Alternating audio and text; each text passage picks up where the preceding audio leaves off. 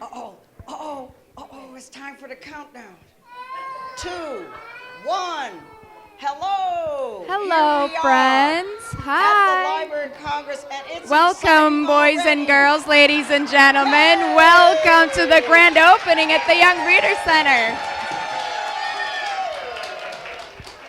So we might have some more excitement. We have Batman in the house. We have Heidi.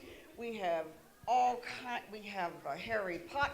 There we go. We're just having fun because this is an exciting time. We're live from the Library of Congress right in Washington, D.C., in the Jefferson Building, and we're in the Young Reader Center. But what's so exciting is that we're here on a Saturday morning. This is the first time that the Young Reader Center of the Library of Congress, and we've got some more people coming, so while we're here, we're gonna have more people coming, the phone's ringing.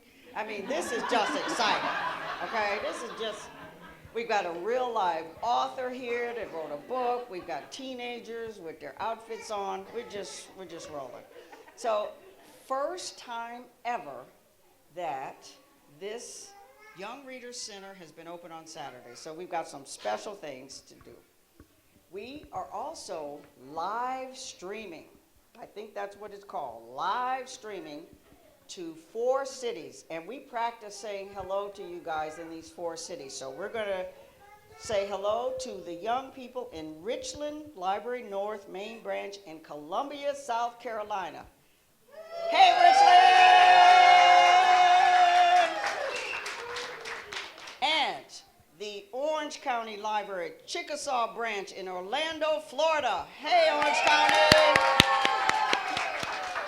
And the Princeton Public Library in Princeton, New Jersey. Hey, Princeton! And last but certainly not least, the St. Agnes Library Branch on Amsterdam Avenue in New York City. Yay! All right, now, this was so exciting, they had to write down everything I'm supposed to say. So if you are watching on YouTube, and we are on YouTube, you can tweet us your questions using the hashtag #CelebrateYoungReader. Everybody got that? Got it. Hashtag #CelebrateYoungReader.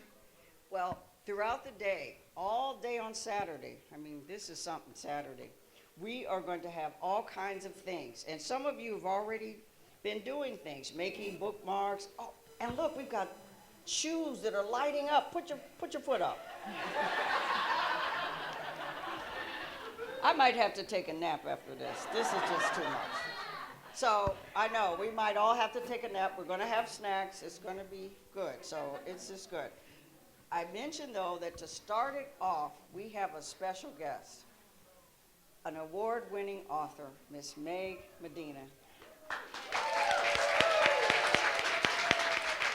And she's going to talk about her new book that's in English and Spanish, and she's going to take questions. So I'm going to throw it over to Miss Meg. Take it away, Meg. Well, good morning, everybody. Buenos días.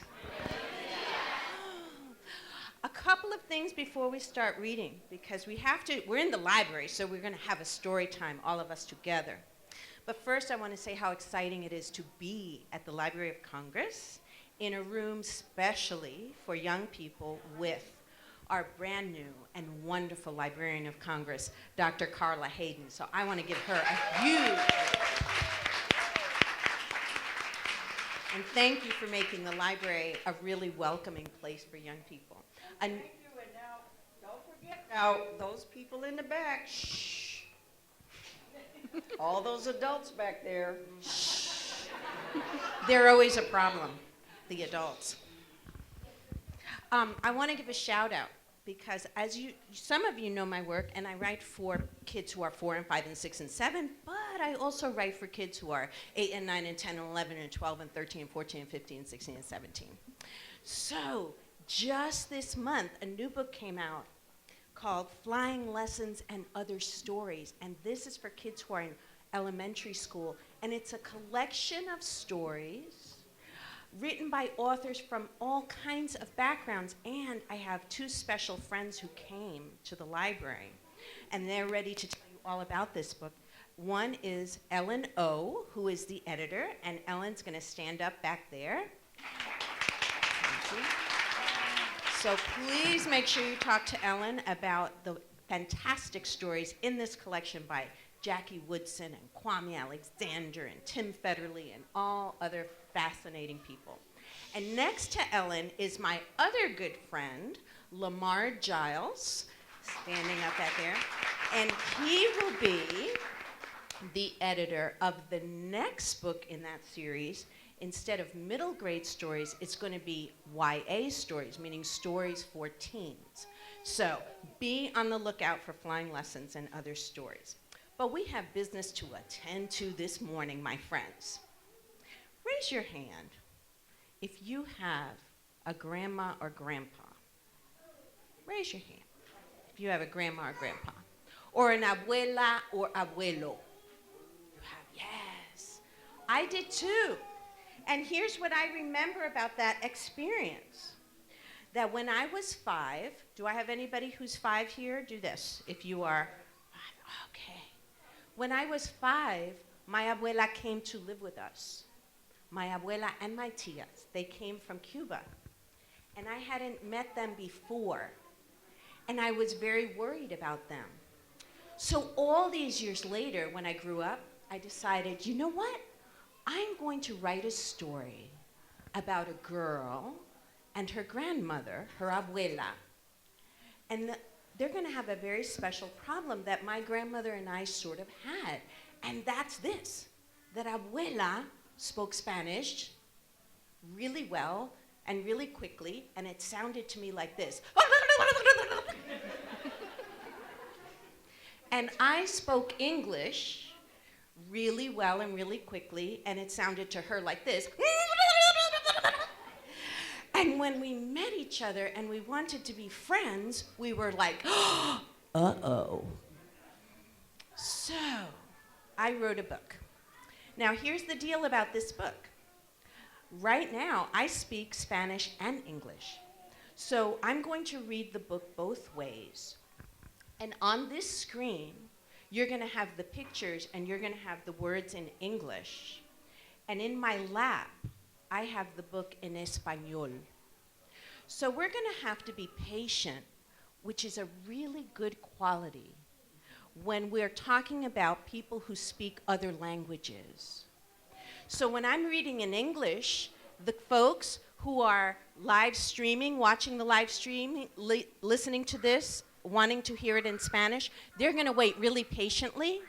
And when I finish English and I go to Spanish, you're going to wait really patiently and look at the pictures drawn by my friend, Angela Dominguez. Are you ready? Yes? Okay. Vamos. Sí. I need my clicker, which is way over there, and I need a person with long arms. Gracias. Thank you. Okay. So this will be a trick. I've never done this way. So remember the word here, patience. Paciencia. So, oh, what happened? I'm at the end. I'm going backward. Hold on, I'm going all the way backward. Ahí, there we go. Mango, Abuela, and Me by Meg Medina. That's me. She comes to us in winter, leaving behind her sunny house that rested between two snaking rivers. Her old place was too much for just one, Mommy tells me, as we make room in my dresser for her clothes. And too far away for us to help, Papi adds. Abuela belongs with us now, Mia.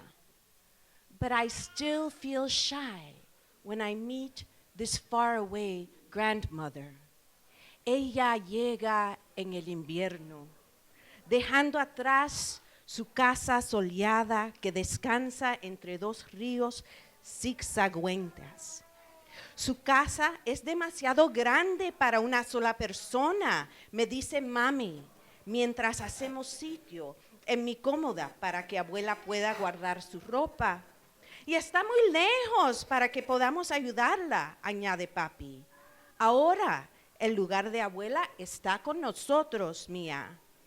Pero todavía siento timidez ante esta abuela que viene de tan lejos.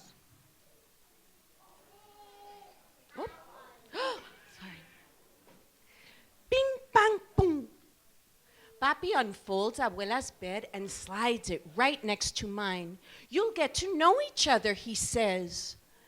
But when I show Abuela my new book, she can't unlock the English words. We can only look at the pictures and watch Edmund race on his wheels.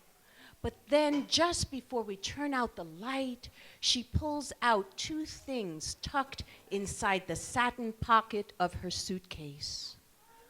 A feather, una pluma, from a wild parrot that roosted in her mango trees, and a snapshot, una fotografía, of a young man with papi's smile. Tu abuelo, she says, climbing into bed. Snuggled in my pajamas, I smell flowers in her hair, sugar and cinnamon baked into her skin, and that night I dream of a red bird circling the sky. Ping, pang, pum. Papi arma la cama de abuela y la coloca al lado de la mía. Así se conocerán mejor, dice. Pero cuando le enseño a abuela mi cuento favorito, no entiende las palabras de inglés. Nos limitamos a ver los dibujos y a observar a Edmund dar vuelta en su rueda. Entonces, antes de apagar la luz, ella saca dos cosas del bolsillo de raso de su maleta.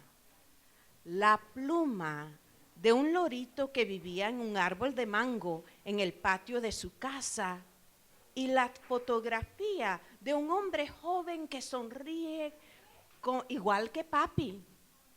Tu abuelo, me dice, mientras se sienta en mi cama a mi lado. Cobijada en mi pijama, me llega el perfume de flores de su pelo y el olor a azúcar y canela de su piel. Esa noche sueño en un pájaro de plumas rojas que da vuelta en el cielo. The rest of the winter, while Mommy and Papi are at work, Abuela waits for me to get home from school. Then we bundle up in thick socks and handmade sweaters to walk to the park and toss bread to the sparrows. My español is not good enough to tell her the things an abuela should know, like how I am the very best in art and how I can run as fast as the boys. El resto del invierno, mientras mami y papi trabajan, abuela espera a que regrese del colegio. Entonces nos abrigamos bien con medias y suéteres de lana gruesa y vamos al parque a dar pan a los gorriones. Mi español no es suficientemente bueno como para contarle las cosas que una abuela le gustaría saber, como que soy la mejor en arte y que puedo correr tan rápido como los chicos. And her English is too poquito to tell me the stories about all I want to know about Abuelo and those rivers that ran out right outside their door. With our mouths as empty as our bread baskets, we walk back home and watch TV. Y ella tampoco sabe mucho inglés como para contarme las historias que yo quiero saber de mi abuelo y esos ríos que corren frente a la puerta de su casa, con las cestas de pan vacías como las palabras que no logran salir de nuestras bocas. Regresamos a casa a ver televisión.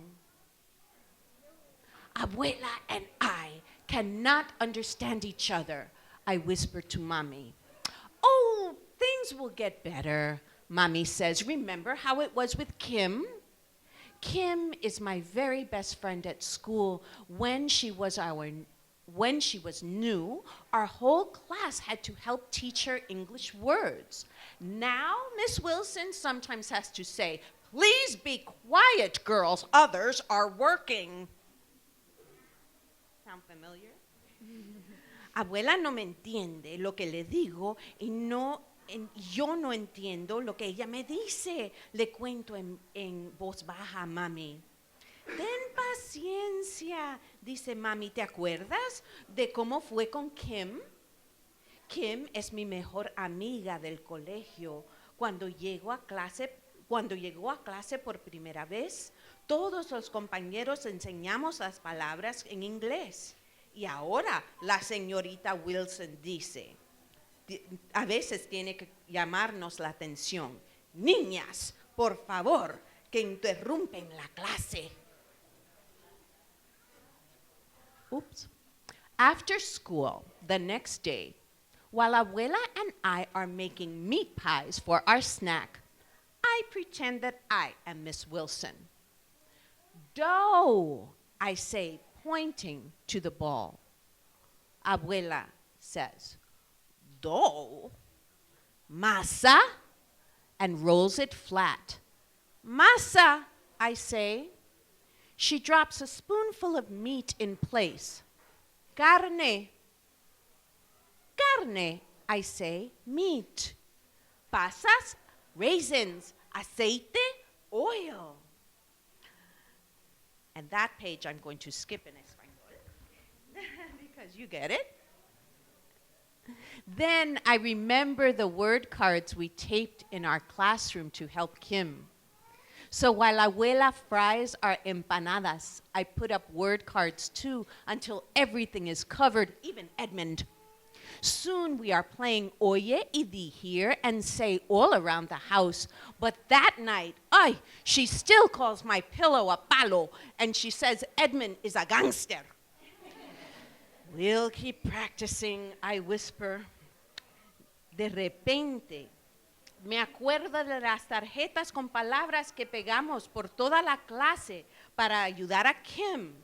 Mientras Abuela fríe las empanadas, pego tarjetas con palabras hasta que todo queda cubierto, incluso Edmund. Pronto empezamos un juego que llamo Escucha y Di, Hear and Say, por toda la casa. Pero esa noche, Abuela todavía dice palo en lugar de pillow cuando se refiere a mi almohada, y al pobre Edmund lo llama un gangster en lugar de hamster. Seguiremos practicando, susurro. Oops. Sorry. But the next day, I cannot practice with Abuela after all. Edmund has run out of his favorite seeds, so Mommy and I have to ride the bus downtown to buy more. Sometimes there are kittens in the pet shop window, but when we arrive, something even better is behind the glass. Pero al día siguiente no podemos practicar nuevas palabras porque a Edmund se le han terminado las semillas que le gustan. Y Mami y yo tenemos que ir al centro en autobús para comprar más. A veces se ven gatitos durmiendo en el escaparate de la tienda de mascotas, pero esta vez hay algo mejor. Look! I say, the window has become a jungle filled with birds, and right in the middle is a parrot staring at us with black bean eyes.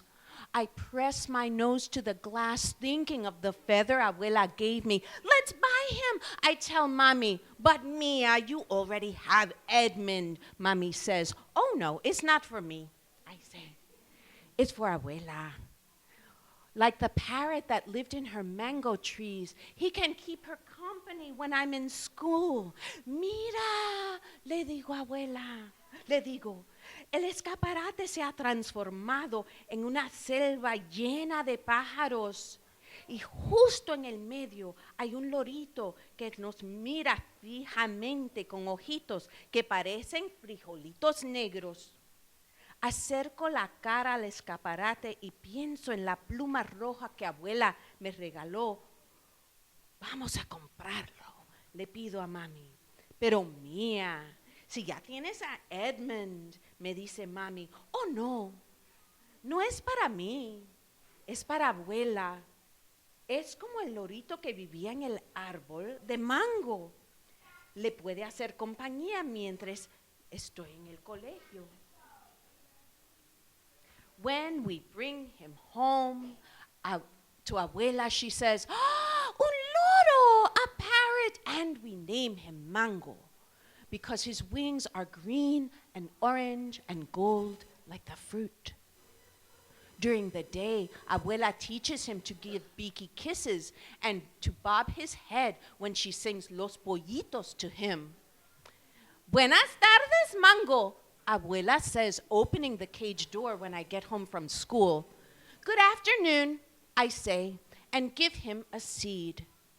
And soon, Mango calls to me even before we open the cage. Ah, buenas tardes, he says when I open the door. Ah, good afternoon. Cuando llevamos a casa y se lo damos a abuela, ella exclama, un lorito, a parrot. Lo llamamos Mango porque sus alas son del color verde y naranja y dorado como el mango. Durante el día, abuela le enseña cómo dar besitos con el pico y a mover la cabeza cuando ella canta Los Pollitos. Buenas tardes, Mango, le dice abuela y le abre la puerta de la jaula cuando llego de la escuela. Good afternoon, le digo y le ofrezco una semilla. Pronto Mango dice mi nombre antes de que yo abra la puerta de su jaula. Oh, buenas tardes, dice Mango cuando abro la puerta. Oh, good afternoon. Abuela, así mismo.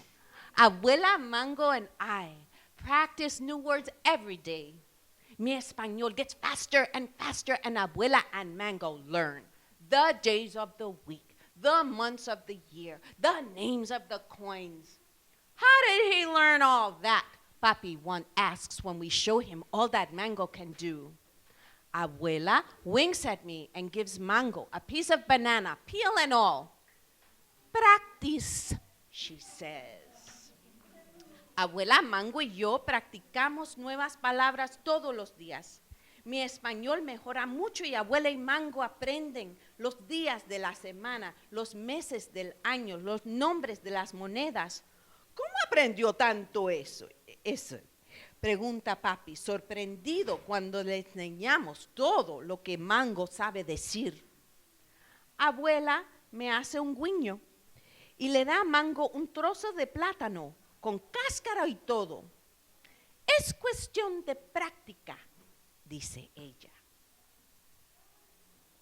Before long, Abuela asks me how to say harder things too, so that she can talk to the neighbors who stop by. Has the mailman come today? It is chilly today. Can I get you some cookies and lemonade? Soon when friends stop by to see Mango's latest tricks, they can understand everything Abuela says. Al poco tiempo Abuela me pide que le enseñen palabras para poder conversar con los vecinos que pasan por nuestra casa. Has the mailman come? Is it chilly today? Can I get you some cookies and lemonade? Ahora cuando mis amigos vienen para ver los nuevos trucos de Mango, entienden todo lo que abuela dice. But best of all, now when abuela and I are lying next to each other in our beds, Our mouths are full of things to say. I tell her about my buen dia and show her my best pintura of mango, and Abuela reads my favorite book with only a little help, and she tells me new stories about Abuelo who could dive for river stones on a single breath and weave a roof out of palms. I draw pictures for her. She misses their old house, she says, but now only a little bit. Pero lo mejor de todo es que ahora cuando Abuela y yo estamos acostadas juntas al lado de la otra, las palabras salen de nuestras bocas fácilmente. Le cuento cómo me fue en el colegio y le muestro los dibujos que hice de mango. Abuela me lee mi cuento favorito con muy poca ayuda y me cuenta historias de abuelo quien podía, sin salir a respirar, sacar piedras del río, y como hizo un techo de hojas de palma. Y le hago dibujos y ella me dice que extraña a su antigua casa, pero cada vez menos. Mango listens to us from his perch until my eyes grow heavy. Hasta mañana, abuela, I say. Abuela kisses me. Good night, Mia. Ah! Hasta mañana. Good night, Mango calls. And soon we fall asleep. Mango nos escucha desde su percha, hasta que se me cierran los ojos. Hasta mañana, abuela, le digo, y abuela me besa tiernamente. Good night, Mia. Hasta mañana, good night, repite Mango. Y pronto todos estamos dormidos. Y colorín colorado, este cuento se ha acabado. The end.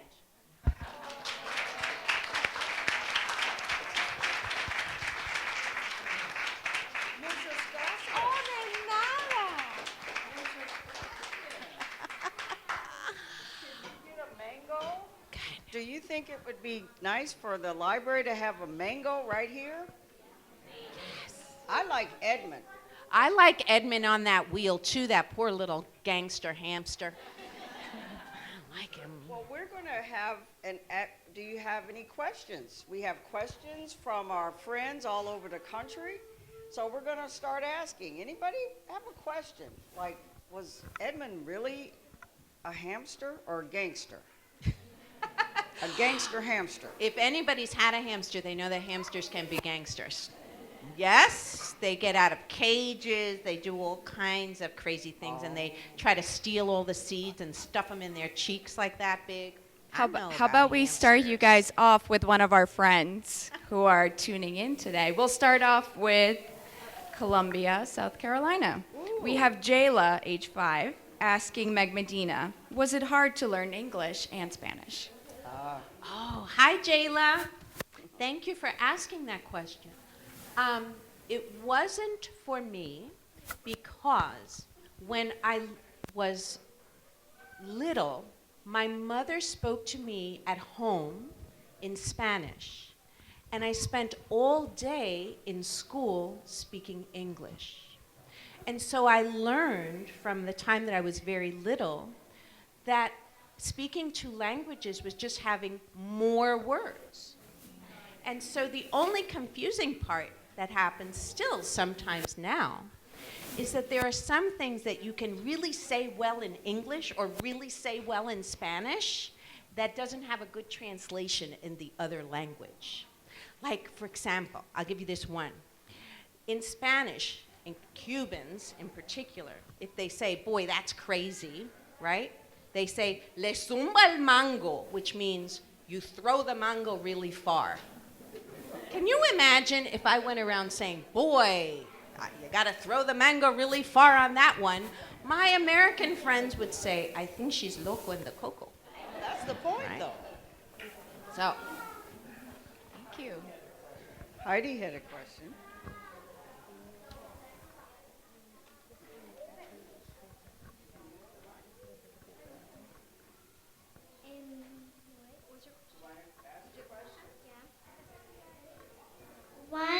did they get mango? Why did they get mango in the story? I think she wanted to make her grandma feel better about missing her house. Sometimes when we move to a new place, we miss our old place. Raise your hand if you've ever had to move from one place to another. Yeah. That can be scary. And you want to remember the good things of the place that you came from. So I think Mango was a helper to help them talk to each other, but he was also a helper to make Abuela feel at home. And that's something we can do when we have new people come to our classrooms, new people come to our neighborhoods, new people come to our family. We want to make them feel loved and safe.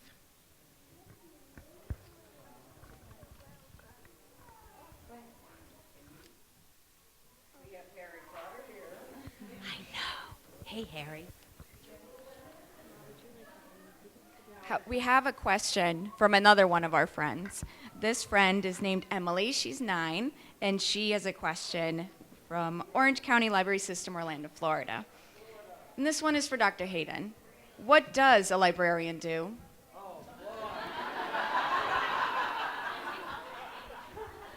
Sit back, folks. Well, I'm so glad you asked, Emily. And I was born in Florida, Tallahassee, so hey. So I know about moving, and what a librarian gets to do is have fun like today when you can do things and show people what fun reading is and meet authors like Miss Medina, and you get to pick books for other people to read, and I get to have excuses to read. It is one of the best things you can do, I think. But being a librarian is all about reading and letting people find out about things and helping them find out about things. So it's a pretty cool job. Do you know if I wasn't a writer, and I also was not a dancer in my next life, which I would like to come back dancing, I would love to be a librarian. Because my librarians, even now, maybe this happens to you. Do you go to the library sometimes and you don't know what to read? I go to the expert and I say, what's new, what's good? And they always give me the best advice. And the other thing I love about librarians is that it's like they're opening a magic door for me to walk through and experience a story. So I'm so glad you're a librarian and that there are so many good librarians out there. Thank you, librarians. Hand for them.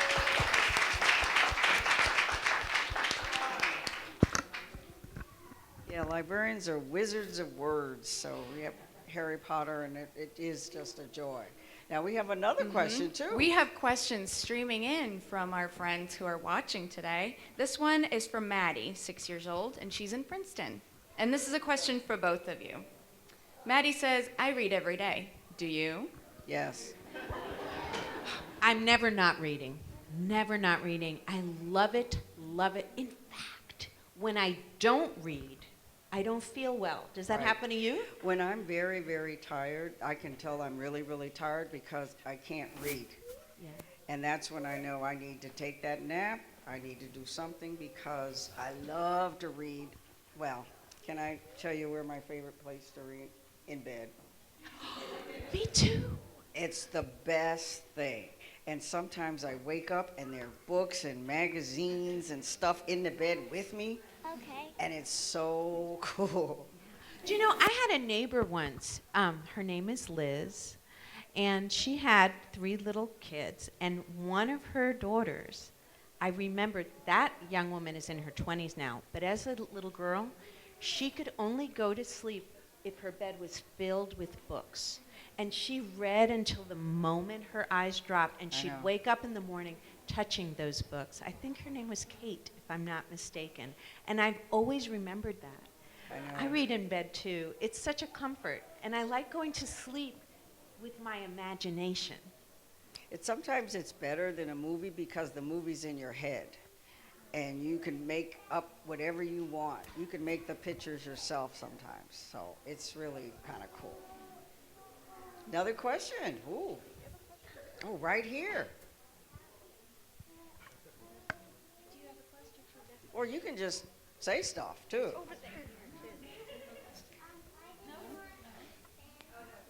What? Why did you want to speak Spanish in the book? Why did she want to learn to speak Spanish?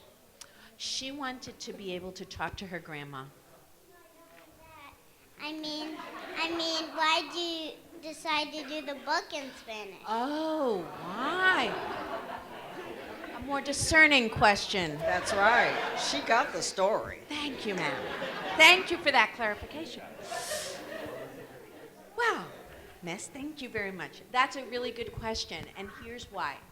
Because I think that there are a lot of kids in the U.S. who speak English and Spanish, and lots of families where some of the people speak English and some of the people speak Spanish, and I like to give them books where no matter what language they're most comfortable in, they can come together around the story. The hard part when I'm reading is waiting, right? It's hard to be patient. And that's true when we're reading books in two formats. It's true when someone is new to English and they're trying to talk to you and you're listening really carefully and trying to be patient. But they're trying to tell you their story, even if it's a sentence that they want to tell you. So it's, for me, I like including everybody that I can in the story. Good answer? We have a question need over more. here. And we need more stories in other languages too. Yeah. All right, go ahead and ask your question. Why did they give the hamster to the grandma? Say that question one more time again. Why? Did they give the hamster to the grandma? Why did she have a hamster in the story? Why was there, well, I'm not doing well with like interpreting questions. Okay, I'm paying attention now. Why did they give the hamster to grandma? Oh, well, she already had Edmund. She already owned him. Edmund was her pet. And so she wanted to add Mango the parrot. She didn't add Edmund. Edmund was already hers. Do you have a pet? Yeah, What do you have? a dog. Me too. What's your dog's name? Onyx. My Onyx. My dog's name is Hugo, and he's a big, black, shaggy dog. What does your dog look like? He's black and he has light brown feet. He must be beautiful. And I like that name, Onyx. Other questions? Our wizard. Well, just like her dog, her dog's name is Onyx. My dog's name is Donix. Yes. And we have one question over here. Why did you make 2 books? Why did I? I think because I can't not do it. When I don't write, I don't feel very well. So I love to write stories. When I was little, I liked to hear stories. And now as an adult, I still like to hear stories. I still like to read stories. But now I like to write them also. Do you like to write stories? Yes. So you know what happens to people like you? You become people like me, or you become people like Dr. Hayden. Like book lovers. We become librarians. We become authors. If we like to draw the pictures, we could become illustrators, the person who draws stories. Oh. So there's lots of stuff for book loving people. Oh, Batman, yes. Why we get the grandma in the story? Why did I write a story with a grandma in it? I like grandmas. I think grandmas and grandpas and aunts and uncles, I think family is really important. So I love to write stories where we get to see people's families. And there are all types of families, too. Yes. That's what I've learned, too. There are Yes. all kinds of families, and it doesn't matter, and it's really cool to have all types of people in the family.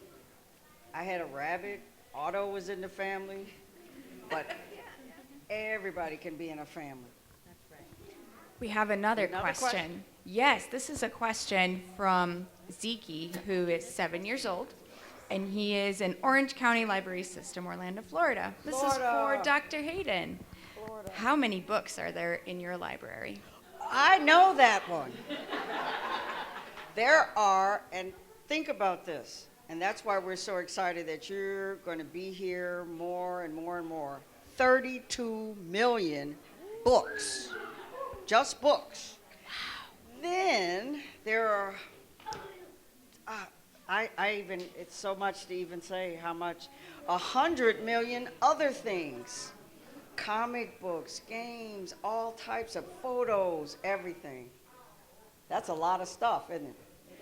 Thank goodness you have it. Yes. Because you know, when I write books, I come to the library to do research. So I came to this library, to the Library of Congress, when I was writing my, I have a novel called Burn, Baby, Burn for teenagers, and I came right across the street and spent a lot of time doing research here. And the other thing that I don't know that they can see, but maybe they could do a virtual tour on the website, We're working is on how that. beautiful the Library of Congress is. It's 2 buildings. We're in the Jefferson building, and there's the Madison building. But this building where we are, there's three buildings? 3 buildings Okay. right around here. There's another one. You've got to go to that one, Thank too. goodness the I have a Adams building. tutor on the side.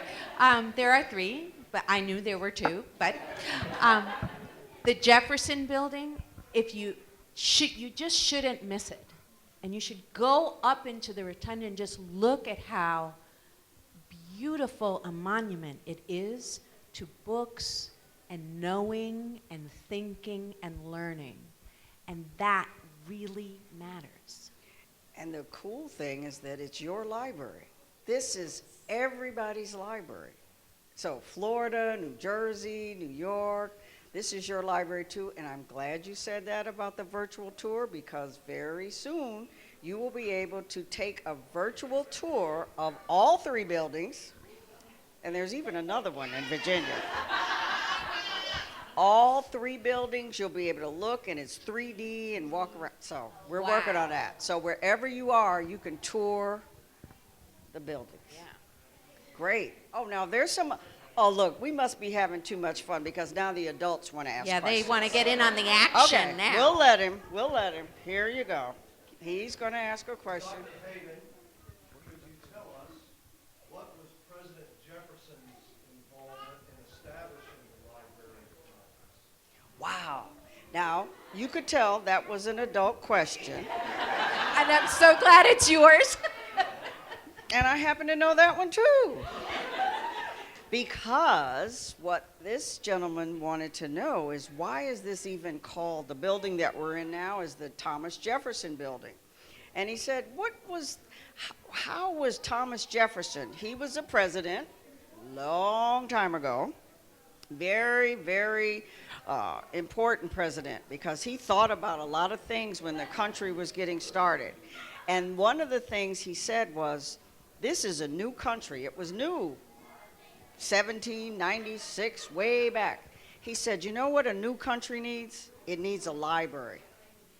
And he made sure that books from his library were given to the country so we could have this wonderful thing now. So thank you for asking that, and thank you, Thomas Jefferson. We got another one from you, from our, We do. This one Friends. is from New York.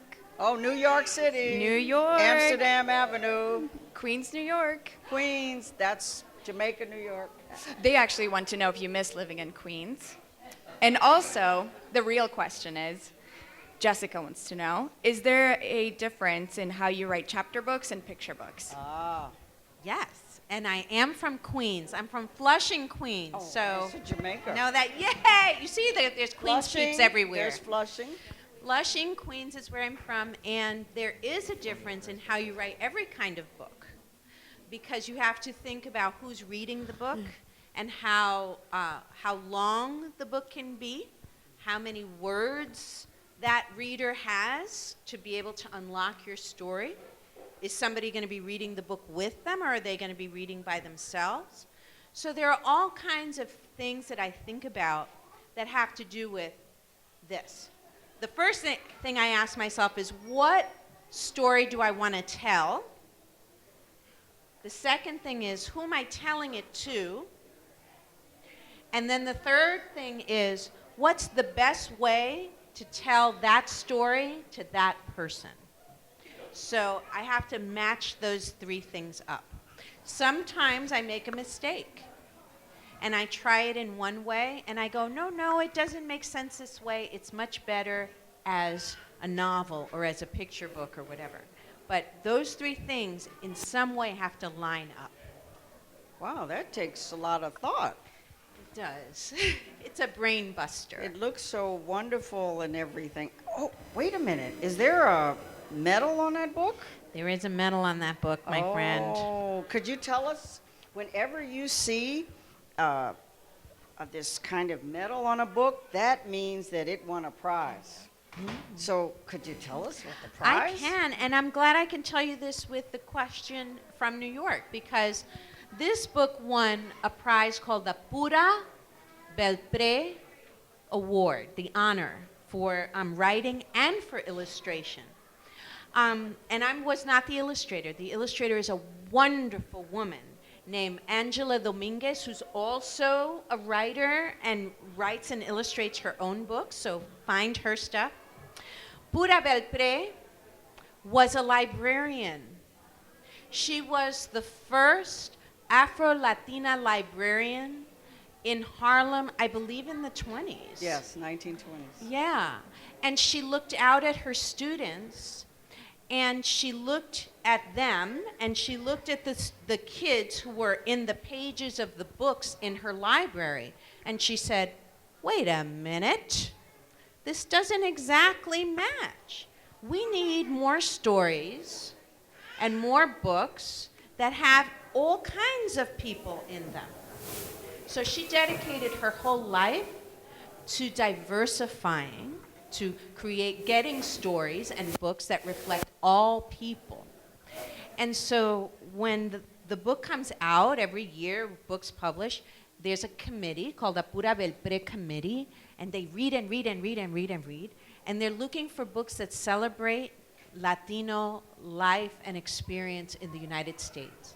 And then they pick a winner for illustration, and they pick a winner for writing. And I'm so proud that this book got that last year. Not this year, but last year. So thank you for asking. And I remember when I was 7 years old in Jamaica, Queens, and there was a little storefront library right across from my school, PS 96. And I went in, and a librarian gave me a book called Bright April. And I loved that book. I loved it so much I got library fines. Yes. You know why I loved it? Because it was about a little girl who was 7 or 8 years old, and she looked just like me. She was brown, she had pigtails, she was a brownie, and I just loved it because I looked in the book and I saw myself. And I said, it must be pretty good if I can see myself. Yeah. And it meant a lot to me to just have that. And I hugged that book and hugged it. I think I still have fines. But I love that book to this day because I could see myself in something I love. I love that you're from Jamaica, Queens. I went to PS 22. Where did you go? PS 96. PS is public school. Public school. And in New York, that's what you do. PS 96 Yes. and PSA. But that meant so much to me because I was already looking at books to find out about other people. And I love books and I love reading, but I never saw myself in a book. Yeah, So I know. It meant a lot. The Another next, question. The next one is going to be the last question. Oh, we have one more question, Yeah. and then we have We have two questions. 2 questions. Okay. 3 last questions. All right, 3 super fast last questions. Okay, here's the first one, right here. When you were little, did you like to read and write a lot? Yes. To be a reader, to become an author, yes. Really to be anything. It pays to read and write a lot. And it's also super fun, so you really don't mind doing it. But yes, you have to be a good reader. And then we have another person, yeah. a teenager. So first of all, good morning. Yeah. All right. So like, I'm from Richard, right? And I'm an artist, yeah. And I consider writing to be like an art. So when I'm doing my thing, like I make music and I paint and stuff. So like when I'm doing my thing at an instrument or something, I feel like it comes best to me like when I'm a vessel, when it just like pours out of me. It's like spontaneous. So I want to know like, what's your method of writing? And like, how do you Yes. get the stories out? So I love the fact that you have all kinds of arts at your disposal. And you're right, there's a whole, as an artist, there's a whole time period where it's just coming out of you. And how that looks for me is that it'll be a sentence that I write down somewhere, or it'll be a photograph that I see somewhere that I cut out and I hold on to. When I wrote the book, The Aisa Wants a Car, for a long time, that sentence just kept coming up to me. The Aisa wants a car. The Aisa wants a car. I have it, the Aisa. She did buy the first family car. And for some reason, that sentence kept jamming in my head. And you probably have the same thing. A phrase that you can't get rid of, and then it becomes something. The important thing is that you follow it. Right. Just follow it. But thank you so much for your question. And before Thanks we have, for being here. I appreciate you. isn't this cool to have so people cool. who create and write and all of Coolest that? And thing we're going to have since sliced more and more of this on Amazing. Saturdays. Let's give a hand for Saturdays. Saturdays are good days. And it's a time when you can do things. So we're going to actually do something really fun. We have one more question from our friends, and we're going to just wave to them before we go because we have a special ribbon cutting. We are going to cut the ribbon to this room to say it's open on Saturdays, come and everything. We have scissors that are this big. We have 2 teenagers from our advisory board. We also want you to know that we want you to come back and tell us what other things would you like to see in this children's center and youth center. So we're going to be getting a lot of ideas from people. We hope that we can have more authors like Miss Medina to talk to you wherever you are on a regular basis. That would be good. So we have one more question from This is from Princeton. Princeton, New Jersey. And this one is from Marissa, 9 years old. Meg Medina. What is your next book about? My next book? My next book, the main character's name is Mercy Suarez, and she lives in Florida with her mother and her father and her brother and her grandmother and her grandfather and her tia Inez and 2 really pesky twins, Leo and Tomas. And everybody is just in her affairs. And she's 12, and she's going to a new school. And at the same time, she's noticing some things changing with her friends, changing with her grandfather, changing with herself. That's as much as I got. So Stay tuned. tuned. Well, thank you, Miss Medina. We just can't thank you enough. We're going to cut the ribbon, and we are going to look.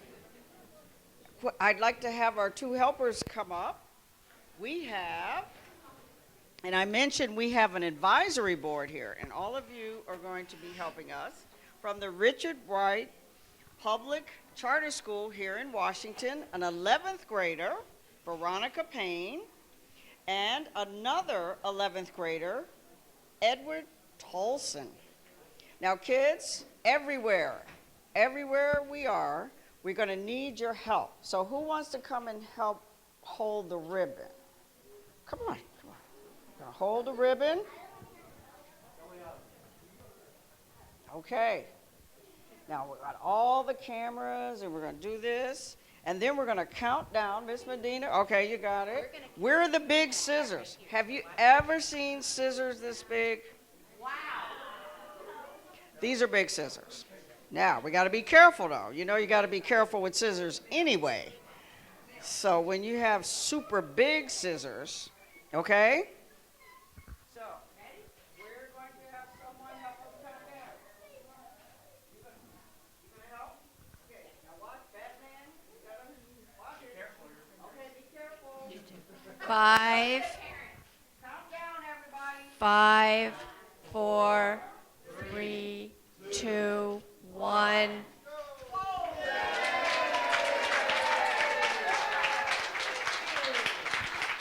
Thank you. And then guess what?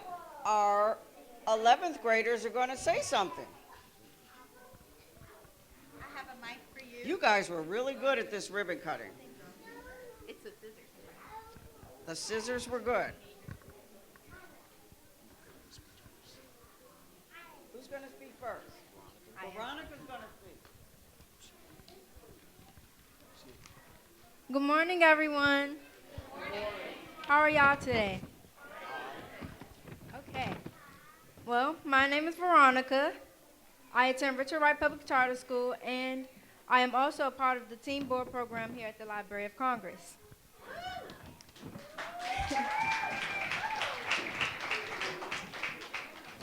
First, I want to start off with how great I think this program is.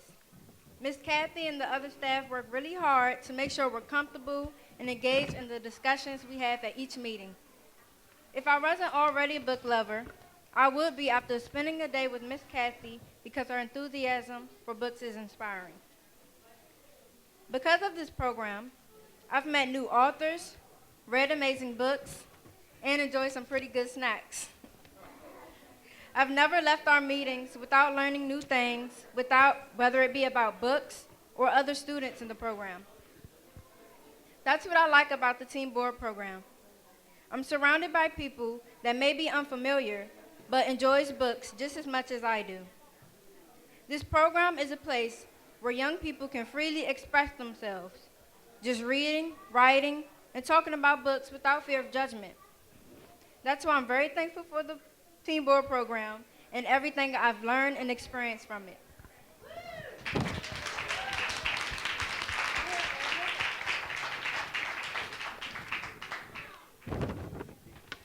Good morning, everyone. My name is Edward Tosin. I'm 16 years old, and I'm a junior at Richard Wright Public Charter School for Journalism and Media Arts. The Young Readers Center Team Board has been a great getaway where I can read, develop my thoughts, and express myself through reading literature. I've been a part of the Team Board of the Young Readers Center for 2 years now. In my opinion, the Young Readers Center just keeps getting better for me along with the selection of books that are available. When I joined the Team Board program, my first impression was it was going to be your average book club where you write summaries of books written years ago. This is because it was being housed in the Library of Congress where lots of old books are housed. However, that was not the case. The Young Readers Center Team Board itself is multidimensional. We are exposed to new books every month. Distinguished authors have visited and amazed us with how they got started writing, and enthusiastic librarians that forged a way for us to have great snacks and wonderful books from various genres for our reading pleasure. I continue to enjoy our Team Board monthly meetings where we discuss our books and hear about what other students have read while enjoying the embracing environment and loving culture of the Young Readers Center. The Young Readers Team Board is a great program for young readers everywhere looking to embrace literature while cultivating their minds and expanding their horizons through reading. Yay! Now, there's a reason why we wanted you to hear about the Teen Advisory Board and how much fun that is, the snacks. You'll be getting some snacks yourself. And we think, and what do you think? How about a kid board? Right. The teens are having all the fun. We think the kids should have some too, right? So we want you to think about being part of the new kid board. Give yourselves a hand. I think you all have good questions. You can do it. And to celebrate that and to celebrate Miss Medina being here and all the cool stuff, because we're going to really renovate and fix this place up, we're going to throw stuff around and make a mess. Yeah, we're just going to make a mess and have a good time and have refreshments. So now somebody, who's going to tell us how we're going to do this? Because we're just going to, okay, are you going to show us? Okay, we're going to count down again, and thank you for all of our friends in New Jersey, in New York, on Amsterdam Avenue, Florida. One more. South Carolina. Let's say goodbye to everybody. Thank you. And we hope to see you soon, and come help us make a mess. Come on. 1, 2, 3. Yay! Thank you. Now, let's get some treats.